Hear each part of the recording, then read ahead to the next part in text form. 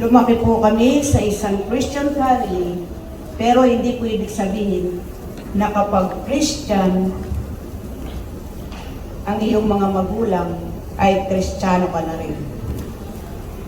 Pag sila ay ligtas, ligtas ka na rin.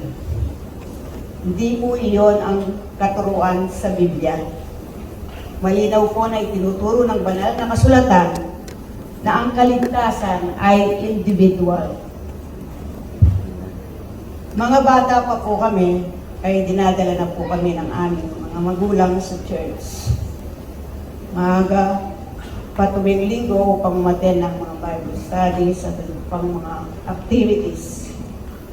May pag-aaral po sa iba't ibang level ayon sa edad, mula sa maliliit na bata, medyo bata, kabataan, mga kababaihan, mga kalalakihan.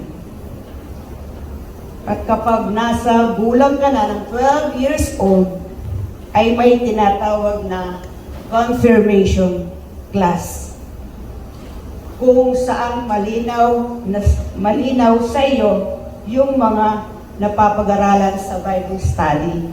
Patungkol halimbawa sa salvation, justification, at iba pang mga doktrina.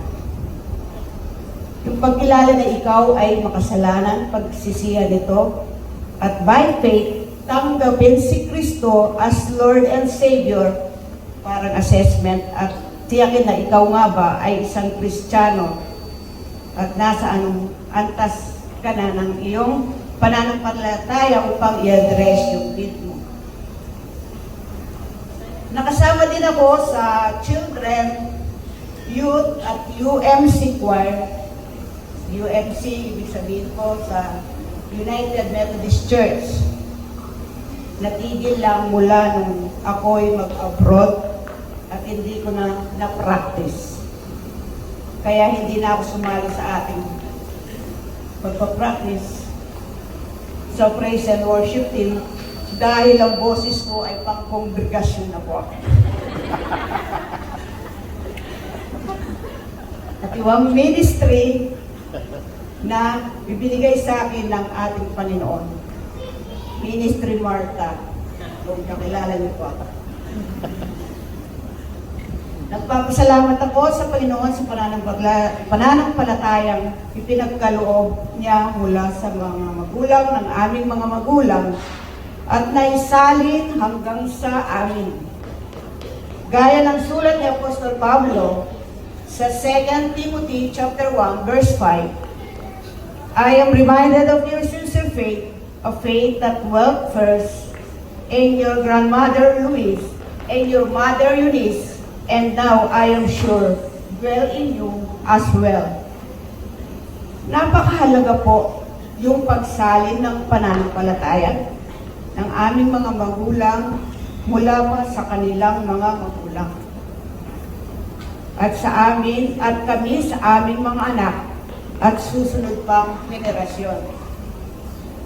Gaya ng marami po sa inyo na nakaranas din ng mga bagyo ng buhay. Subalit hindi naging mga dahilan ito upang mawalay sa piling ng Diyos. Sa halip, nagiging magaan ang mga ito kapag kasama mo siya. Sapagkat siya ang nagkakaloob ng wisdom at lakas kung paano mo i-handle ang mga ito. Sabi nga po, iwan ka man ng lahat sa mahirap na sitwasyon, ang Diyos di kanya iiwan, di pababayaan kailanman.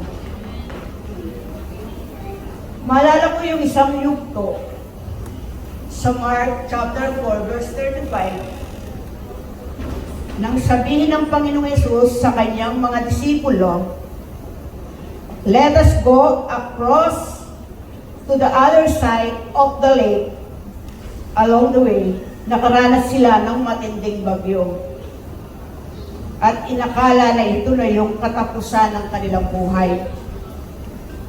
But dun sa kasunod na kapitulo, sa Mark chapter 5 verse 1, sabi po doon, Jesus and His disciples arrived on the other side of Lake Galilee.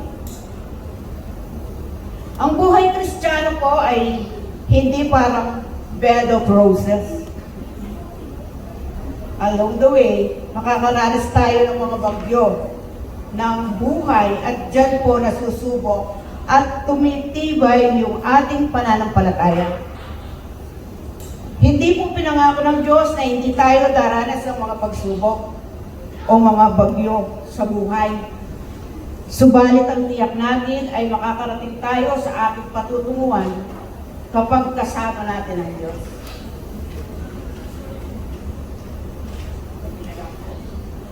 Kung kaya't nakarating po ako sa UAE sa biyaya ng Panginoon.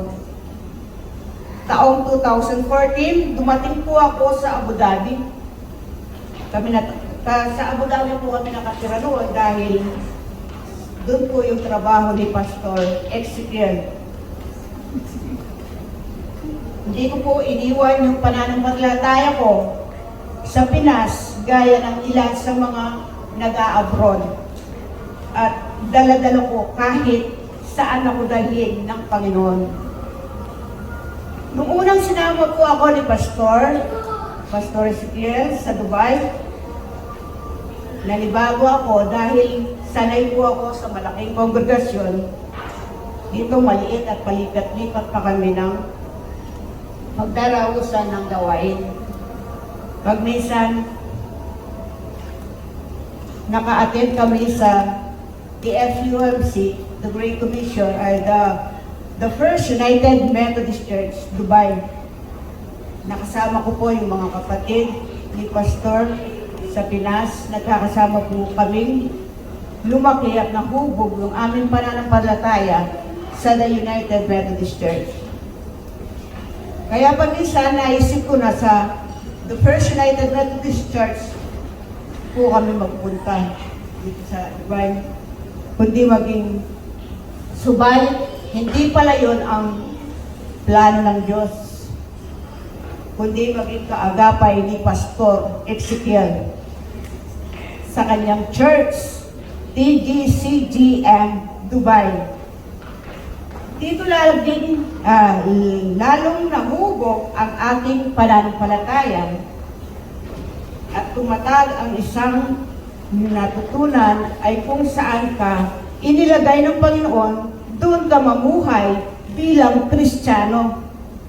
Nilagay ka ng Panginoon kung saan ka naroon ngayon dahil kailangan ka nila at kailangan mo sila. Sama-sama kayong lumago, lumalim sa relasyon sa Diyos at sa bawat isa at mag-serve for His glory. At mag-serve for His glory.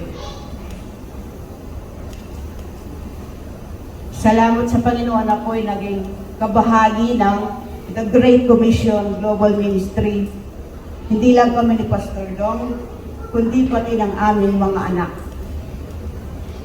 Matapos ang mahabang panahon na magkahiwalay at malayo sa isa't isa. Ngayon, kami ay sama-samang buong pamilya na sumasamba, nagpupuri, nagsiserve sa ating Panginoon. Magpatuloy lang po tayo sa pagtitiwala at pagsunod sa ating Panginoon.